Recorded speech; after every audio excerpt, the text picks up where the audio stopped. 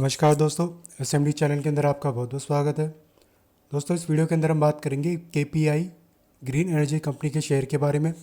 जैसा कि आप देख पा रहे हैं दोस्तों, आज एक पॉजिटिव ट्रेंड के साथ इसकी हमें फाइनल क्लोजिंग 522 पर देखने को मिल रही है। हालांकि स्टॉक में आज ना तो कुछ खास तेज़ी हमें देखने को मिली है, ना ही कुछ खास गिरावट यहाँ पर हमें होती हुई देखने को मिली है। वॉल्यूम भी आप देख सकते हैं 7 लाख से ज़्यादा का हमें यहाँ पर देखने को मिला था। अब इस वीडियो में हम दोस्तों बात करेंगे इस स्टॉक के रिगार्डिंग जो इंपॉर्टेंट न्यूज़ निकल कर आ रही है, प्लस इसके Q2 के रिजल्ट के रिगार्डिंग भी हम यहाँ पर बात करेंगे। एक छोटी सी अपडेट है उसके रिगार्डिंग भी। और शुरुआत हम जरा अपने डे चार्ट के ऊपर चलते हैं दोस्तों, और पहले बात कर लेते हैं अपने रेजिस्टेंस लेवल के बारे में। पहला रेजिस्टेंस हमें देखने को मिला दोस्तों 537 पर, और दूसरा रेजिस्टेंस है 600 पर। ये 537 और 600 की रेंज है दोस्तों, सेलिंग जोन है, यानी कि एक प्रॉफिट बुकिंग रेंज है हमारी ये। और सपोर्ट की अगर हम बात करें, पहला सपोर्ट 451 और 422 पर दूसरा मेजर सपोर्ट है। ये दोनों सपोर्ट लेवल मिलकर हमारा इंपॉर्टेंट मजबूत डिमांड रेंज क्रिएट कर रही है। और सबसे बड़े सपोर्ट की बात करें दोस्तों, वो 349 पर हमें देखने को मिल रहा है। तो ये कुछ इंपॉर्टेंट लेवल्स हैं दोस्तों इस स्टॉक में।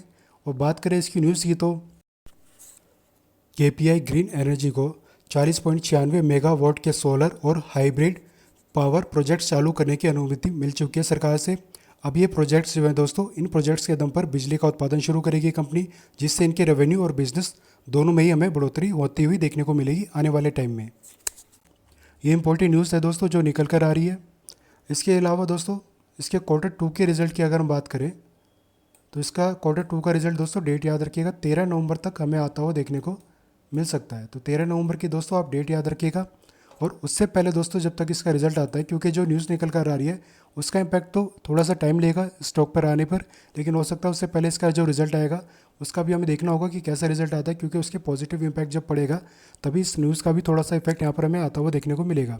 हालांकि लॉन्ग टर्म के हिसाब से दोस्तों आप स्टॉक में बने रह सकते हैं अगर आपने निचले लेवल पर खरीदारी कर रखी है, क्योंकि न्यूज़ काफ़ी अच्छी है। क्योंकि इस न्यूज़ के दम पर ही लॉन्ग टर्म में दोस्तों अच्छे खासे प्रॉफिट भी जनरेट कंपनी कर पाएगी आराम से, और भी अच्छे प्रोजेक्ट इनको मिलते हुए हमें देखने को मिल सकते हैं। तो काफ़ी अच्छी न्यूज़ है। लॉन्ग टर्म के हिसाब से हम इस स्टॉक में बने रह सकते हैं अगर आपने निचले लेवल पर खरीदारी कर रखी है।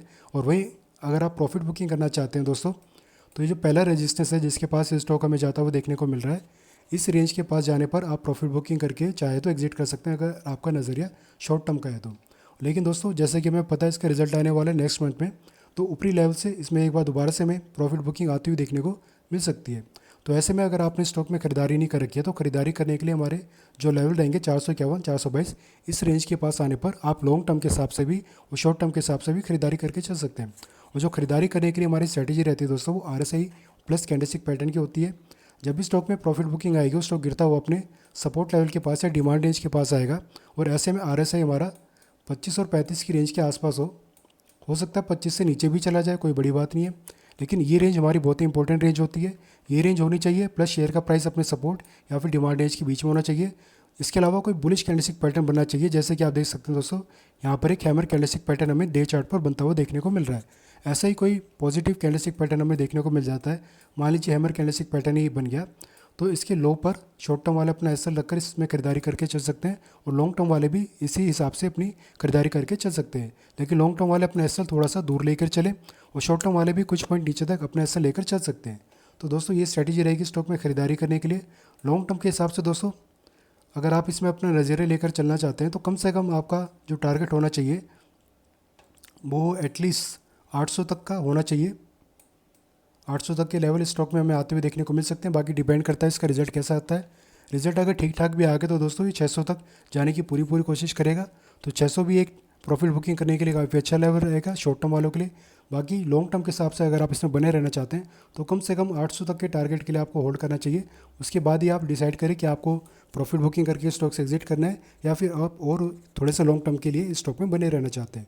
तो दोस्तों, फिलहाल के लिए इस वीडियो में इतना ही। दी गई जानकारी अगर आपको अच्छी लगी हो, यूज़फुल लगी हो, तो वीडियो को लाइक करना, चैनल को सब्सक्राइब करना। धन्यवाद।